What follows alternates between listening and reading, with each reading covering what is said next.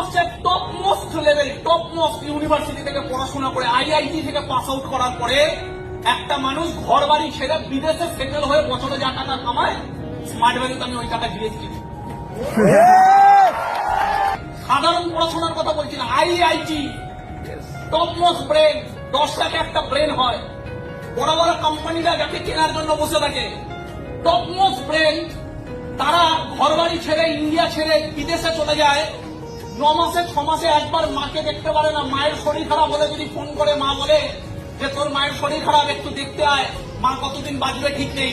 ছেলেকে ফোন করে যে ডিসেম্বরে, ছেলের ছুটি হবে পরের বছরে সেপ্টেম্বরে, ছেলেকে সেপ্টেম্বরে আসতে হবে।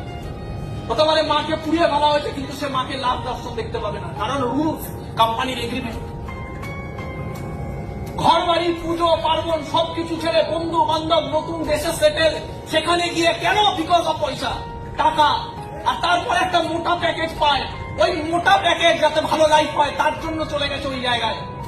ওখানে গিয়ে যা কামাচ্ছে, টপ মোস্ট ব্রেন হলো ওখানে কামানো যায়। স্মার্ট ভ্যালু কি জায়গা দেয়?